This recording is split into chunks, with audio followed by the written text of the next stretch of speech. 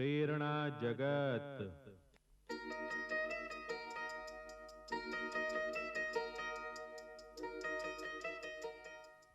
राष्ट्रीय शैक्षिक अनुसंधान और प्रशिक्षण परिषद के केंद्रीय शैक्षिक प्रौद्योगिकी संस्थान द्वारा प्रस्तुत है एनसीईआरटी द्वारा प्रकाशित पुस्तक मिलकर सोचें पर आधारित किशोर बच्चों के नैतिक विकास हेतु ध्वनि कार्यक्रमों की श्रृंखला।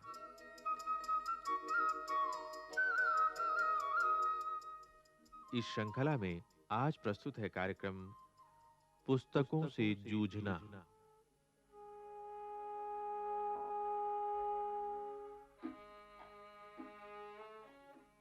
सीखने के कई ढंग हैं। प्रकृति को ध्यान से देखने पर हम पौधों और वृक्षों के बारे में, पशु पक्षियों के बारे में बहुत कुछ अध्ययन कर सकते हैं।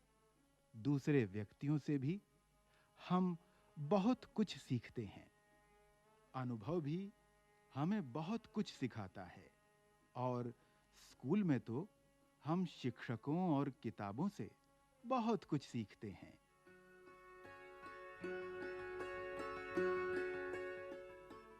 पांच वर्ष की आयु में जब अपर्णा को हिंदी, अंग्रेजी और गणित की किताबें मिलीं, तो वो बहुत प्रसन्न थी। पहले दिन पहली कक्षा में उसे तस्वीरों के अलावा कुछ बहुत अधिक समझ में नहीं आया, सिवाय इसके कि उसे किताबें, उनकी महक बड़ी अच्छी लगी।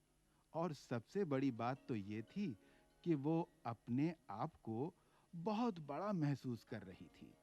अध्यापिका ने उसे उन किताबों पर जिल्द चढ़ाने को कहा। उस दिन मां को कोने की दुकान से भूरे रंग का कागज लाना पड़ा। उन्होंने उसकी किताबों और कॉपियों पर जिल्द चढ़ाकर उन पर साफ सुथरा नाम का लेबल चिपका दिया।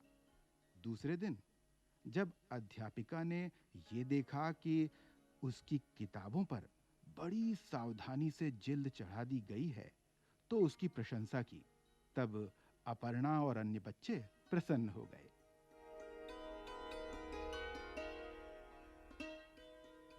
पहली कक्षा से कक्षा 5 तक की यात्रा बड़ी ही उत्साहपूर्ण थी और अपर्णा और उसका मित्र संजय दोनों ही अपनी किताबों से प्यार करते थे और उन्हें साफ सुथरा रखते थे। धीरे-धीरे उन्होंने पढ़ना और लिखना सीख लिया और अब बिना शिक्षक पर निर्भर हुए वे अपने आप भी पढ़ लेते थे। उन्हें इस बात का गर्व था कि बिना मां की या शिक्षक की सहायता के गणित के कई प्रश्न वे अपनी पाठ्य पुस्तक से हल कर लेते थे। छठी कक्षा से कुछ परिवर्तन होने लगा। किताबें बड़ी कठिन थीं और उनकी भाषा उनकी समझ से बाहर थी। विषय अधिक थे, पढ़ाई के घंटे भी छोटे-छोटे होते थे और अपनी आवश्यकता के लिए वे किसी एक शिक्षक पर निर्भर नहीं रह सकते थे। हर घंटी के साथ एक दूसरा शिक्षक आता था। हर एक विषय के लिए एक अध्यापक होता था और उन्हें अंग्रेजी, हिंदी, प्रांतीय भाषा, संस्कृत, गणित, बीजगणित, रेखागणित, सामान्य विज्ञान, सामाजिक अध्ययन, कला और संगीत की शिक्षा दी जाती थी। नए-नए शिक्षकों को जानने में एक प्रकार का मजा था, लेकिन धीरे-धीरे वे घबराने लगे। पुस्तकों के साथ उनके संबंध टूटते जा रहे थे। उनकी देखरेख के प्रति भी बहुत कम ध्यान दिया जा रहा था।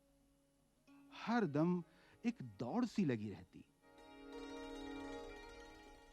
अपर्णा और संजय ने सोचा कि यदि वे स्वयं पढ़ने की कला की ओर ध्यान दें, तो वही बहुत है।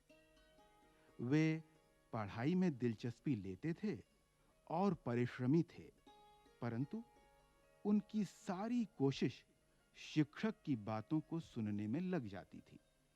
कभी-कभी तो उनकी बातें बड़ी अच्छी तरह से समझ में आ जाती थीं और कभी-कभी केवल आधी ही बात समझ में आती थी।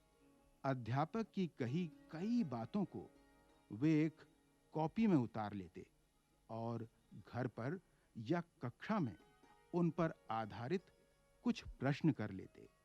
इस प्रक्रिया के दौरान किसी विषय के प्रति लगाव नाम की कोई वस्तु ही न रह गई थी और न ही अधिक से अधिक जानने की इच्छा ही रह गई थी। वे केवल हर दिन दौड़ लगाते रहते और ये सिलसिला कक्षा 8 तक चलता रहा। और विषय और किताबें, कम होती रुचि और बंटा हुआ ध्यान, यही उनका जीवन हो गया था। वे खेलों में अपना मन लगाते, वे वाद विवाद, नाटकों में भी भाग लेते, वे कैंपों में भी जाकर नए नए मित्र बनाते। वे अपनी उम्र के हिसाब से कई वस्तुएं जानते थे, परंतु किताबों से उनकी कोई घनिष्ठता नहीं थी जिनसे कभी वे प्यार करते थे। उन्हें सहन करने के सिवा अन्य कोई चारा न था। वास्तव में अब भी जो किताबें उनको अच्छी लगती थीं, वो थीं कॉमिक्स, जो उन्हें स्कूल से नहीं मिलती थीं। वे उन्हें बाहर से खरीदते थे और आपस में एक दूसरे को देते थे। संजय, अपर्णा और उनके मित्रों ने एस्टेरिक्स, सुपरमैन, टार्जन, अमर चित्रकथा की सभी किताबें पढ़ डाली थीं। वे इन किताबों को घोंट कर पी जाते थे, परंतु उन्हें इतिहास या विज्ञान की हर किताब बोझ के समान लगती थी। 9वीं तथा 10वीं कक्षा में कहानी कुछ दूसरी ही थी।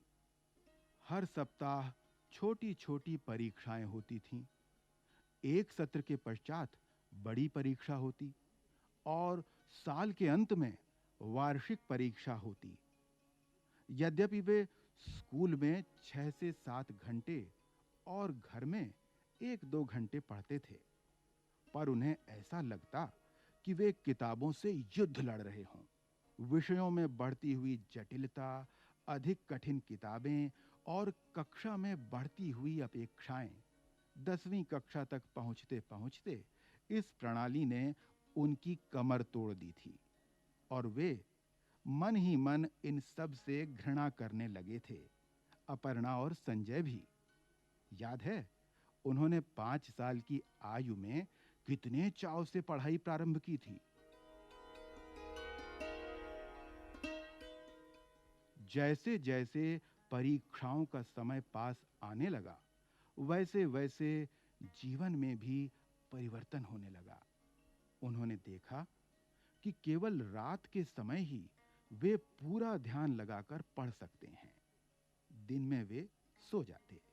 वे रात को 9:30 बजे पढ़ाई आरंभ करते और सुबह 2 बजे तक उसमें लगे रहते। सुबह 5 बजे वे उठते और फिर से जुट जाते।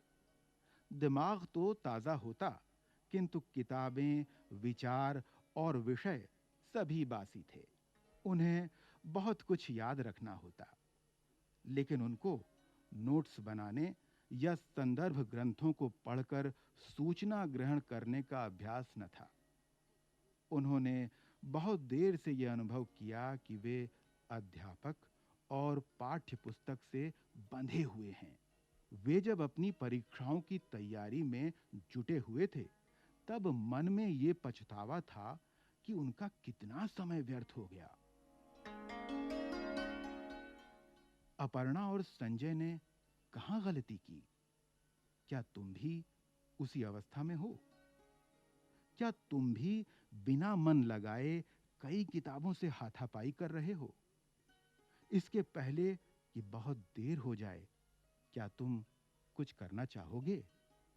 स्कूल में पढ़ते समय पढ़ने की एक कला होती है और उसके लिए सबसे पहले आवश्यकता इस बात की है कि मन के अंदर की स्वाभाविक उत्सुकता को उसी प्रकार जीवित रखा जाए जिस प्रकार वो हमारे बाल्यकाल में हमारे मन के अंदर होती है। क्या तुम ये जानना नहीं चाहते कि इन किताबों के अंदर क्या है? क्या तुम किताबों की मूल बातों को ग्रहण कर उससे आगे बढ़ सकते हो?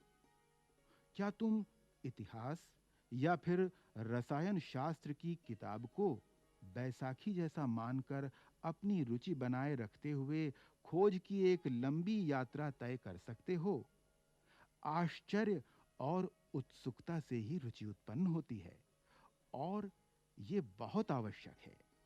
बचपन में तुम्हारे दिल में उत्सुकता की ज्वाला जलती रहती थी। कैसी भी हालत में इसे बुझने मत दो। वो तुम्हारी अपनी संपत्ति है। बिना समझे पढ़ना न केवल समय को व्यर्थ करना है, बल्कि इस प्रकार पढ़ने से दिमाग में कुछ नहीं घुसता। पढ़ने और स्वयं उसका अर्थ निकालने के मार्ग में कौन-कौन सी बाधाएं आती हैं, सबसे पहले उनके बारे में मालूम करो। मेरी क्या कठिनाइयां हैं? वह कोई बाहर की वस्तु हो सकती है।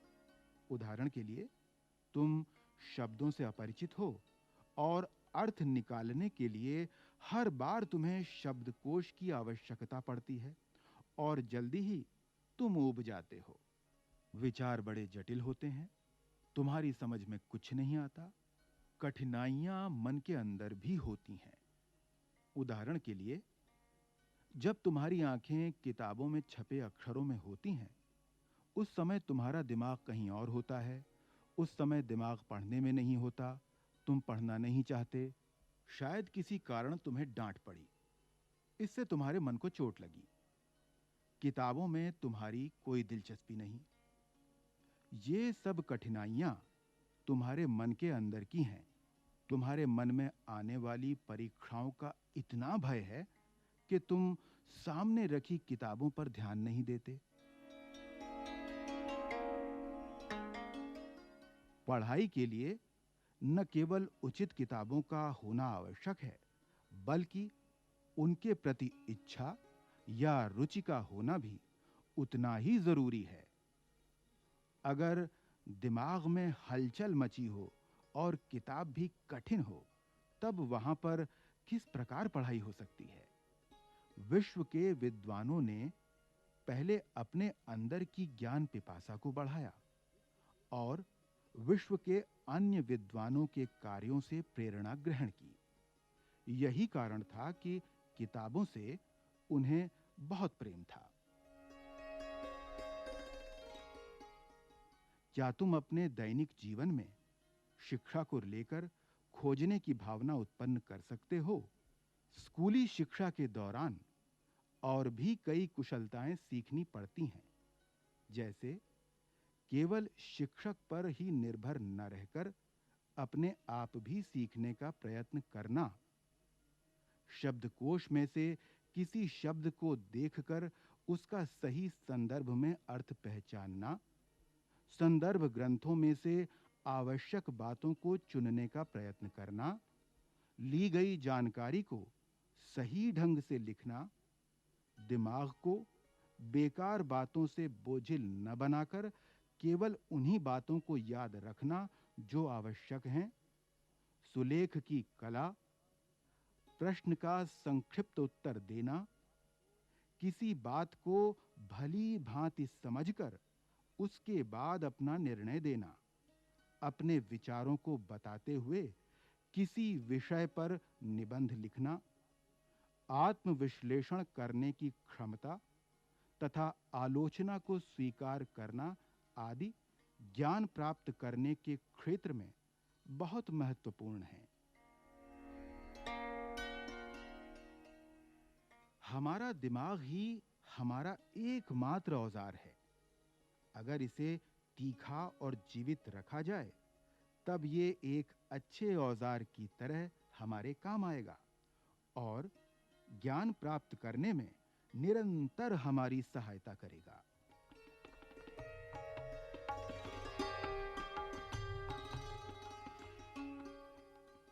पुस्तकों से जूझना।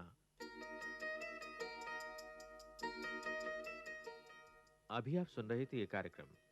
विषय संयोजन एवं आलेख अहिल्याचारी, अनुवाद राजी रमन, निर्माण संचालन प्रभुदयाल खट्टर, वाचन स्वर शरद तिवारी, तकनीकी निर्देशन सतीश लाड़े, निर्माण सहयोग दाऊदयाल चतुर्वेदी तथा निर्माण एवं प्रस्तुति वंदना अरिमर्दन।